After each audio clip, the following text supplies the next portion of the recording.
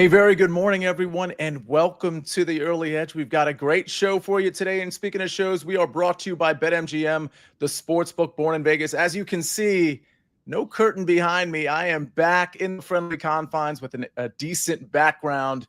Speaking of decent, let's take a look at the recap screen. Full disclosure, last Monday, recap screen wasn't very good at all, but this one, I mean, it feels like it's all green. I miss my plus 190 play. Danny Brasco misses one of his 4 plays. A-Mags misses one of his 2, but Mikey comes through. Buckets comes through. Like I said, Brasco and myself came through. Really good stuff. And by the way, if you follow the early wedge, not only did you have a 9-3 recap screen, but it's very likely that you followed Patrick McDonald's advice or my advice and had Ryan Fox anywhere between 50 and 80 to 1. So that was a huge cash for the early wedge crew. I got to give them a shout out because we're going to have a lot of content this week. And that includes the DFS show tonight at 7 o'clock again for the US Open. And on that show is one Mike McClure. Let's bring in the stars of the show because Mike is going to be included here. We've got Mike McClure. We got Buckets, and we've got Larry Hartstein. Gentlemen, let's see. Who do I start with? Oh, Mike, is that Buckets? Buckets, did you get a haircut? I did get a haircut. I'm going for the summer vibes, you know. I was tired of having my hair be so long and sitting in my face. So this is the new year, new me kind of deal, Sia. I love it. Buckets, I absolutely love it. Always changing characters. Let's go to Mike McClure. Let me talk to you about last night's Game 2 of the NBA Finals. What was that outcome a big surprise to you? Talk to me about how you see this series going the rest of the way. Yeah, number one, I got a haircut too, and no one noticed because of Buckets, which is great. Love when anything like that can happen. But the series, look, I wasn't surprised really at all. I think that's, you know, there's an alternate reality here where Game 1 went the exact same way Game 2 did. You know, they had a massive lead in Game 1. I think that they're just the better team, particularly on their home floor. And as far as SGA, I mean, the guy's going to score 30-plus points in every game of the series, it seems like, and can essentially put points on the board at will. So it's not fun necessarily, but I think that Oklahoma City is proving why they were the overwhelming favorite here in this series. Fair enough. Larry series being tied.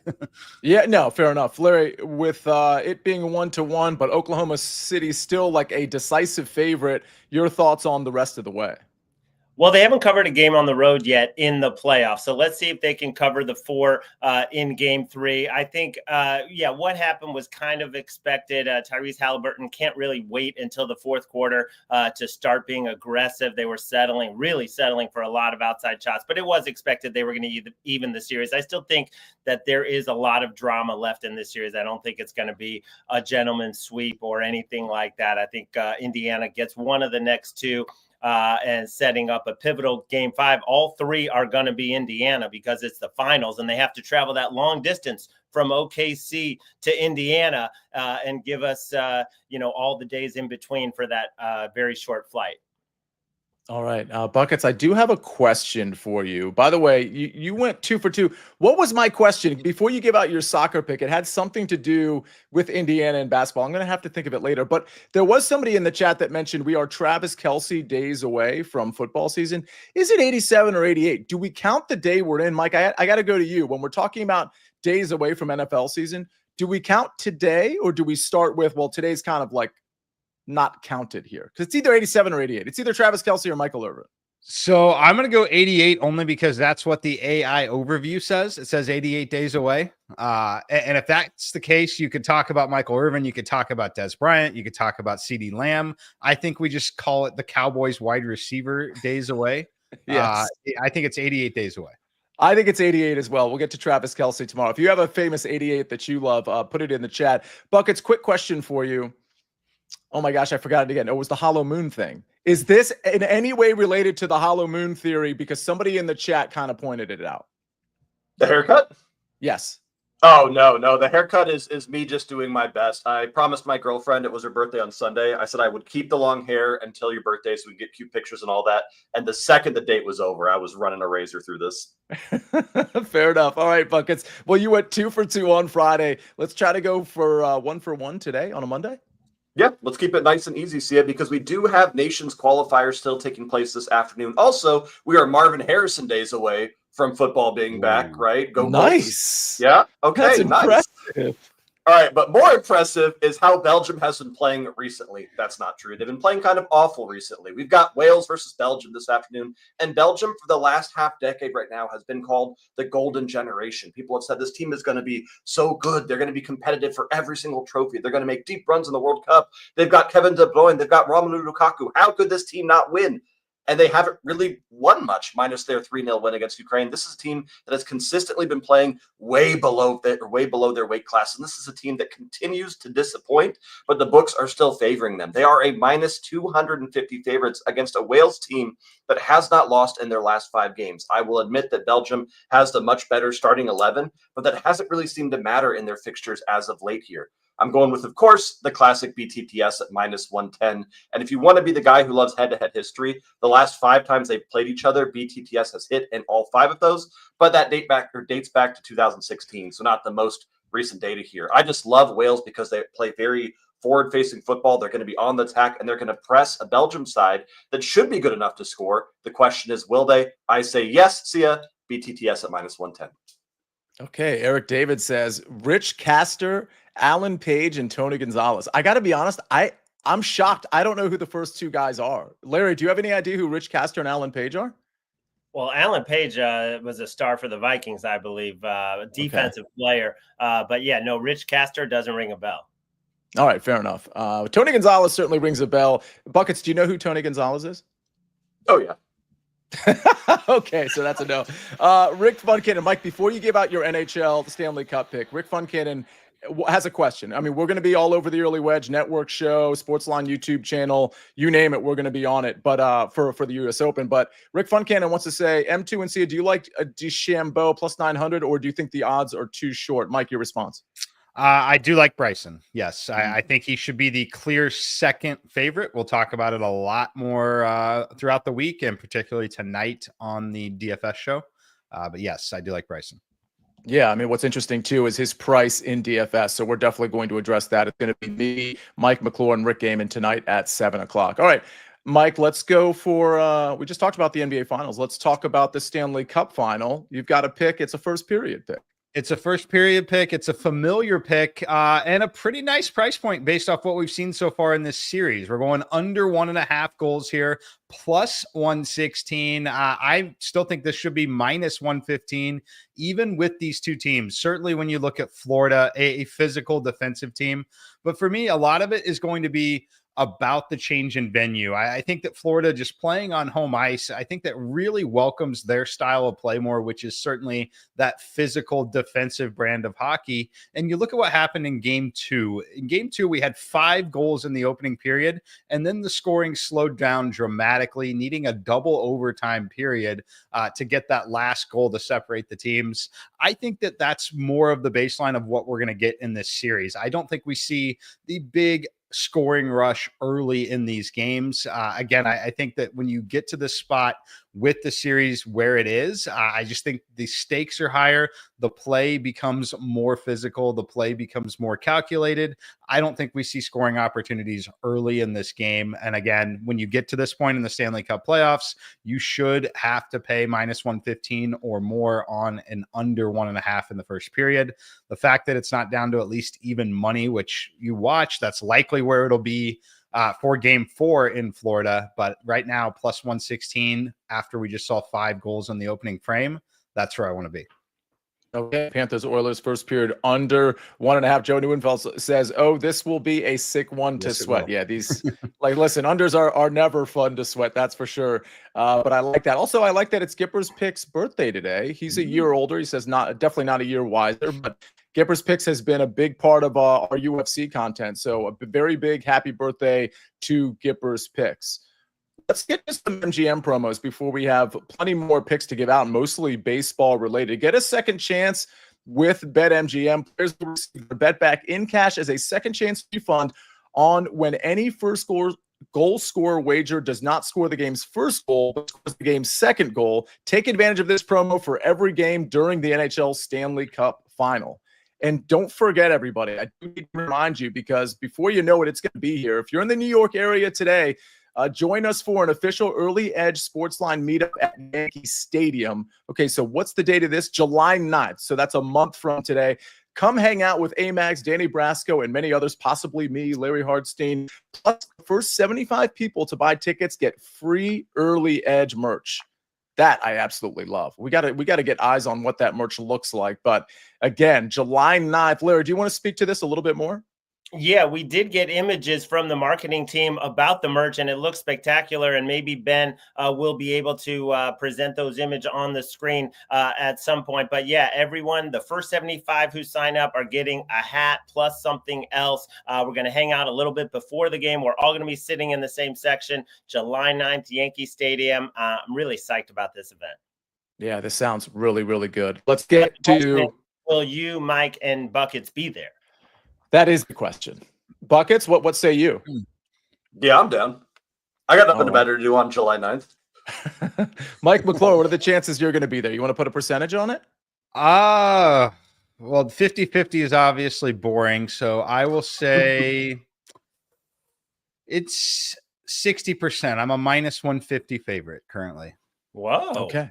I'm going to go 60% as well. I like that percentage. I just got to work out the schedule more than anything.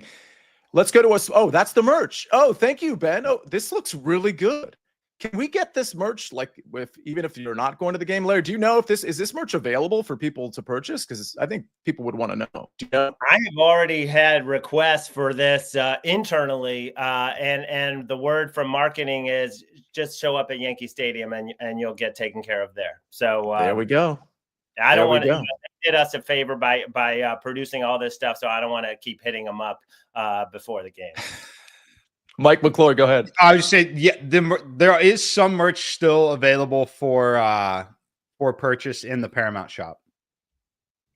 If you Google Early Edge merch, things like that, you will find a Paramount shop where there is some stuff still up. I didn't know that. That's another way to get it. But if you want to just get it handed to you, show up in the Bronx. Yes. No, but I think people would want to know, notwithstanding this event, that they can buy Early Edge merch. I want some myself. All right, let's take a look at the SportsLine pick. It's via courtesy, I should say, of prop bet guy Eric Kelly over 5.5 Ks at minus 105. Again, that one is courtesy of prop bet guy. And while we're at it, Ben, if you don't mind, can we take a look at the SportsLine home run model plays? A couple of familiar names here. One in particular, we got Marcell Ozuna. We see the SportsLine odds plus 350 and the real odds plus 450. Ketel Marte, he's always, from an odds standpoint, he's always showing value plus 280 versus plus 550. And then Brent Rooker plus 230 versus plus 330. Certainly Ketel Marte being the most value there per the SportsLine model. All right, we got to get to more baseball. We got to get to some of your questions and comments. We're going to do it right after this message from our partners.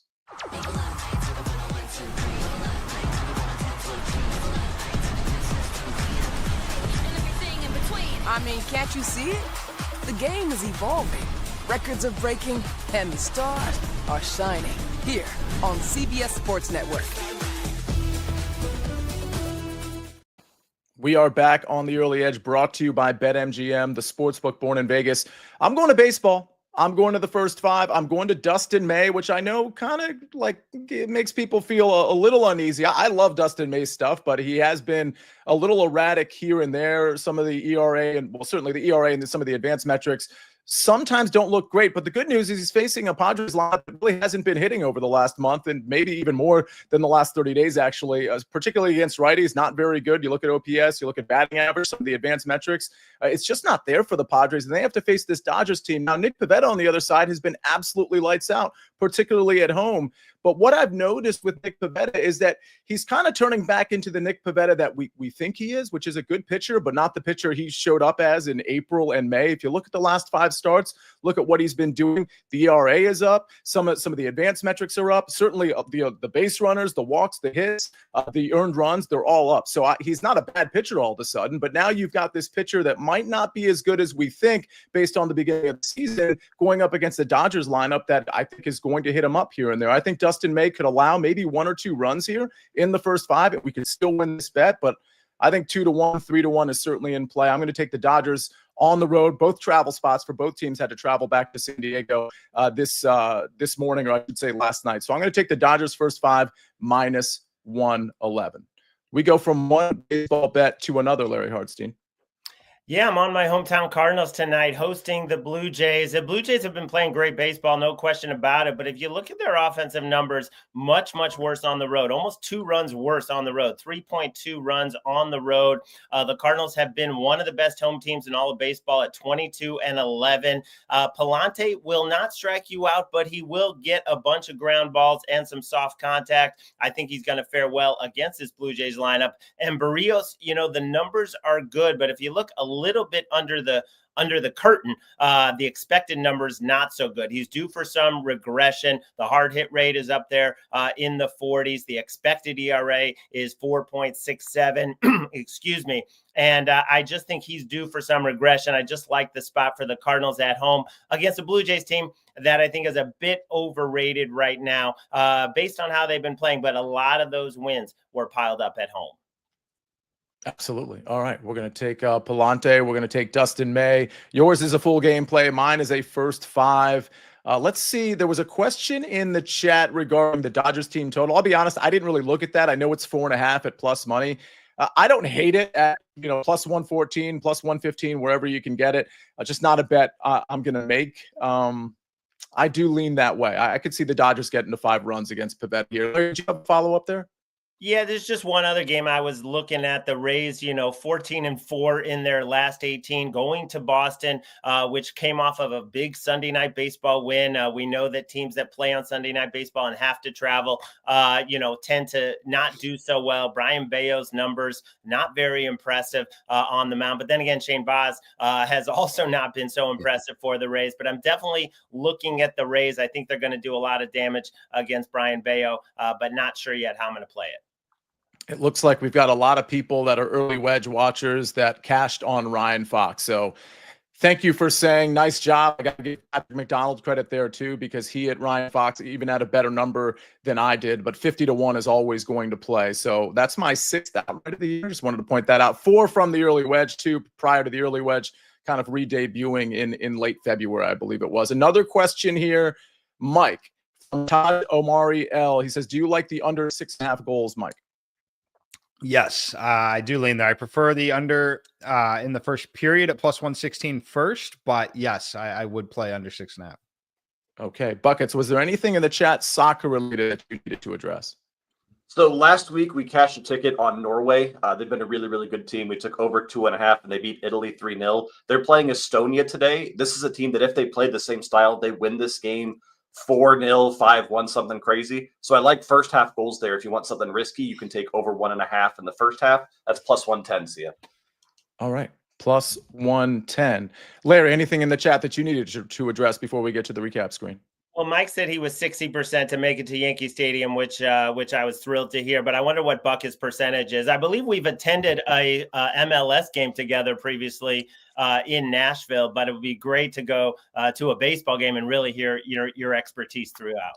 I have not been to a baseball game since elementary school. So we're looking at like 15 years since I went to a Cincinnati Reds game. I don't want to copy Mike here, so I got to be a little bit different. I'm going to say I'm a minus 145. So a little less juice, but still a better chance that I'm going than not. I mean, all right. Let me know what we need to do to make it happen, because just forget the game. Buckets in New York City is just absolutely elite content. Like, something is going wrong in the first hour. We need volunteers to be like a film crew that can just follow him. I don't know if we can get CBS Sports to authorize that, but maybe volunteers in the chat that can just track Buckets with an iPhone or some sort of camera. That's just must-see TV. Jeff Stenberg says Buckets needs to do the hot dog eating contest again this year. That was so humbling. That was so humbling. I thought I'd get 40 easily. It's terrible. I hated that. Oh, that is really good stuff. All right, Danny Brasco's in the chat, by the way. So shout out to Danny, who absolutely killed it, not just with his picks, but I don't know if you noticed. He was on CBS Sports HQ prior to fight night. He was on CBS Sports HQ doing some of the post-fight analysis.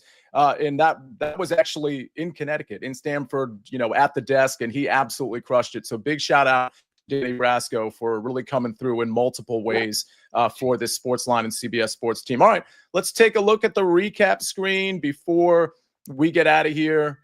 By the way, Taj Amari L says, Buckets, he wants to know, maybe you can answer this real quick. Do you like Croatia or Czech, both teams to score?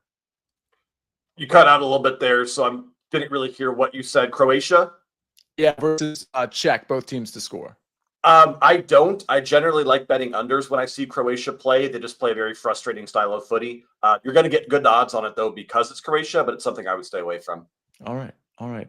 Sorry for the cutting out. That's probably my issue, which I will address right after this show. Here are the picks. Dodgers first 5 money line, -111. Panthers Oilers first period under 1.5 at +116. That one courtesy of Mike McClure. Larry Hartstein, Cardinals -104 money line as well. And then Buckets Belgium versus Wales, both teams to score at -110. Our SportsLine pick, it is Merrill Kelly over 5.5 Ks at -105. That is courtesy of Prop Bet. We're going to have more baseball picks tomorrow. We're going to have NBA picks, maybe some more NHL picks, maybe a WNBA pick. We're going to have a lot going on this week as we approach NFL season. We're all getting very excited about that. You might have absorbed that Aaron Rodgers news last week, which was, in my opinion, kind of exciting.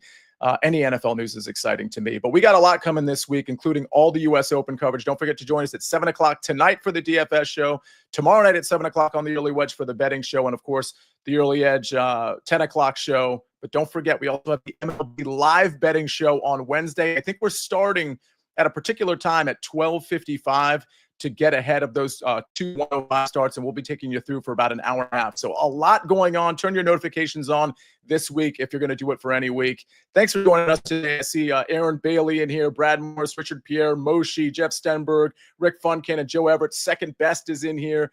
Thanks everybody for being in here, hitting the like button. We'll see you very soon on the Early Edge. We rest our case.